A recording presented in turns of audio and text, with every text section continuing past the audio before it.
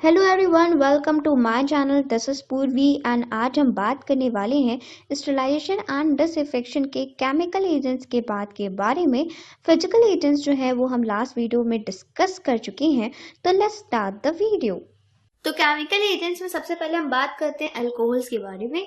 Alcohol जो है वो इफेक्टिव होते हैं against bacteria, virus and fungi, पर वो स्पोर्स के अगेंस्ट इफेक्टिव नहीं होते हैं। और जैसे कि ऑर्गेनिज्म में प्रोटीन्स प्रेजेंट होता है तो ये उन्हें डिनेचर कर देते हैं और लैमिनर लिपिड्स को डिसॉल्व कर लेते हैं। ऐसे ये ऑर्गेनिज्म का डिस्ट्रक्शन कॉज करते हैं। एथाइल अल्कोहल, एथाइल अल्कोहल का हम यूज करते हैं एज अ हैंड सैनिटाइजर। आपने सुना होगा कि हमें 70% बेस अल्कोहल का यूज करना चाहिए एज अ हैंड सैनिटाइजर, तो उनमें जो अल्कोहल प्रेजेंट होता है वो होता है ethyl alcohol. Isopropyl alcohol, isopropyl alcohol का हम यूज करते हैं क्लिनिकल थर्मोमीटर्स को स्टरलाइज करने के लिए। मेथाइल अल्कोहल, क्योंकि मेथाइल अल्कोहल इफेक्टिव होता है अगेंस्ट फंगल स्पोर्स, इसलिए हम उसे यूज करते हैं जो कि कैबिनेट्स और इंक्यूबेटर्स अफेक्टेड होते हैं फंगल स्पोर्स से, उन्हें ट्रीट करने में। हालांकि मेथाइल अल्कोहल का जो वेपर होता है वो टॉक्सिक और इन्फ्लेमेबल होता है। अल्डिहाइड्स, अल्डिहाइड जो है वो कंबाइन करते हैं न्यूक्लिक एसिड और प्रोटीन के साथ और उन्हें इनएक्टिवेट कर देते हैं और ये स्पोर्स के अगेंस्ट इफेक्टिव होते हैं। फॉर्मल्डिहाइड का मेनली यूज हम करते हैं एनाटॉमिकल स्पेसिमेन को प्रिजर्व करने के लिए और क्लोज एरिया जैसे कि ऑपरेशन थिएटर उसे स्टरलाइज करने के लिए। फ्यूमिगेशन वर्ड का मतलब है कि हम गैस अप्लाई करते हैं किसी एरिया को डिसइंफेक्ट करने के लिए। जैसा कि आपने पेस्ट कंट्रोल के टाइम पे देखा होगा कि पूरे रूम में गैस भर जाती है, वैसे ही हम फॉर्मल्डिहाइड गैस की यूज से ऑपरेशन थिएटर को स्टरलाइज करते हैं। ग्लूटाल्डिहाइड, क्योंकि ग्लूटाल्डिहाइड लेस टॉक्सिक, लेस इरिटेंट होता है एज कंपेयर टू फॉर्मल्डिहाइड, इसलिए हम इसका यूज करते हैं साइटोस्कोप्स और ब्रोंकोस्कोप्स को स्टरलाइज करने के लिए, और हम एनेस्थेटिक ट्यूब और फेस मास्क को भी स्टरलाइज करते हैं ग्लूटाल्डिहाइड की हेल्प से।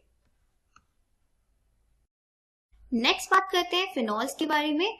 फिनॉल्स को हम यूज कर सकते हैं as a disinfectant in hospitals and laboratories, जैसे कि क्रिसोल, जाइलिनॉल, लाइजोल का यूज करते हैं हम। और फिनॉल्स को हम यूज करते हैं एज एन एंटीसेप्टिक ऑल्सो, जैसे कि क्लोरहेक्सिडिन जो कि एक्टिव इंग्रेडिएंट होता है सेवलॉन का, क्लोरोजाइलिनॉल जो कि एक्टिव इंग्रेडिएंट होता है डेटॉल का, एंड हेक्साक्लोरोफीन जो कि स्टेफाइलोकोकल आउटब्रेक पे काम आता है। ये सिर्फ स्टेफाइलोकोकल आउटब्रेक पे ही रेस्ट्रिक्टेड होता है क्योंकि ये ब्रेन डैमेज भी कॉज कर सकता है।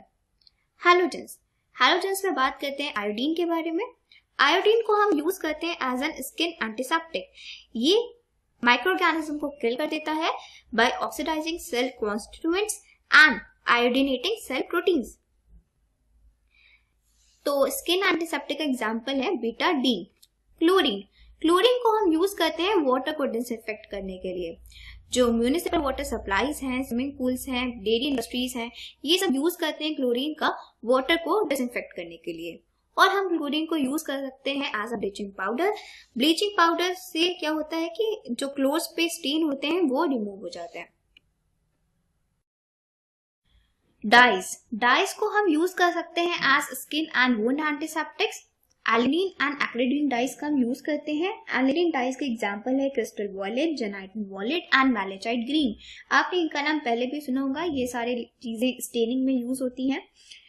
जो एलिनिन डाइज हैं वो काफी एक्टिव होते हैं अगेंस्ट ग्राम पॉजिटिव बैक्टीरिया, पर ग्राम नेगेटिव बैक्टीरिया के अगेंस्ट ज्यादा एक्टिव नहीं होते हैं, और माइकोबैक्टीरियम ट्यूबरकुलोसिस के अगेंस्ट इनकी कोई भी एक्टिविटी नहीं होती है। ये non toxic and non irritant होते हैं टिश्यू के लिए, और ये इंटरफेयर करते हैं पेप्टाइडोग्लाइकन कंपोनेंट जो कि सेल वॉल में प्रेजेंट होता है उनकी सिंथेसिस में। एक्रिलिन डाइज जो है वो यूज होते हैं as a selective agents in culture media, जैसे कि malachite green in algae medium. Acridine dyes, acridine dyes का एग्जांपल है एक्रोफ्लेविन, प्रोफ्लेविन एक्सेट्रा। ये क्या करते हैं? ये इंटरफेयर करते हैं with the synthesis of nucleic acid and protein and bacterial sales.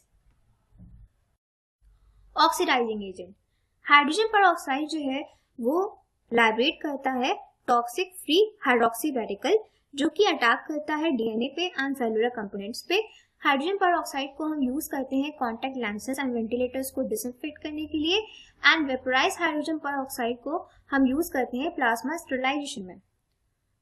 अगर हम 3 to 6% कंसंट्रेशन ऑफ H2O2 लेते हैं तो इसे आइडियल माना जाता है किसी भी माइक्रो ऑर्गेनिज्म को रिमूव करने के लिए, पर 10% ऑफ H2O2 हम लेते हैं against catalyst producing organisms and spores.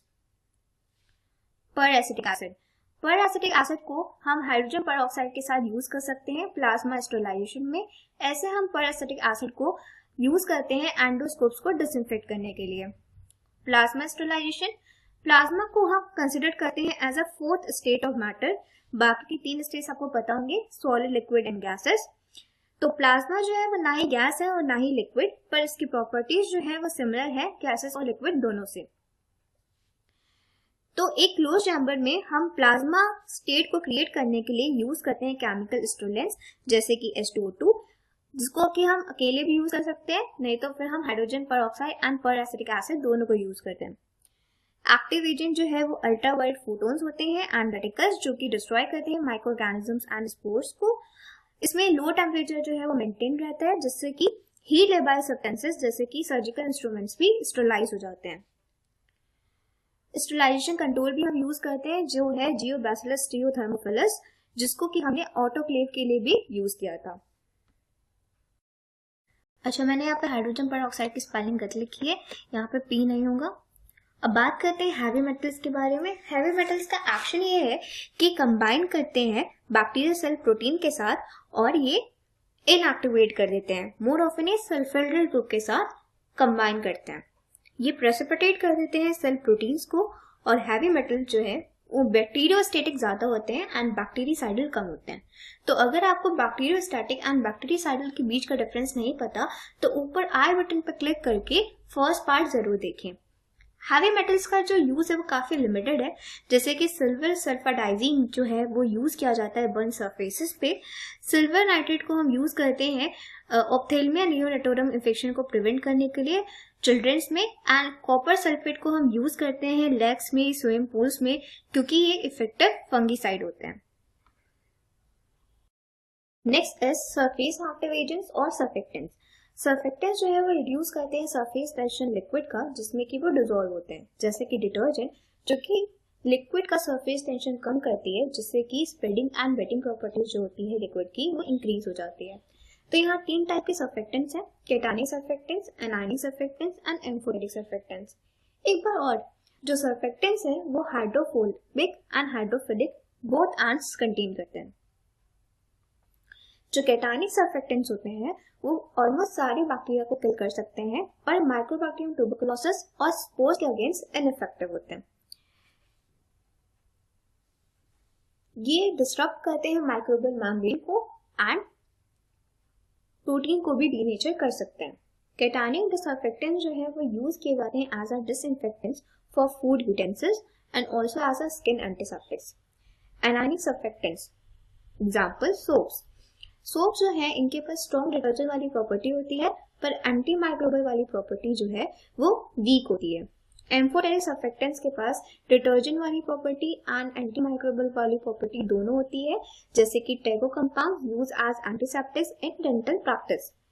Ethylene oxide, ethylene oxide जो है वो माइक्रोबिसाइडल एंड स्पोरिसाइडल दोनों होती है, मतलब ये माइक्रोब्स एंड स्पोर्स दोनों को डिस्ट्रॉय कर सकती है।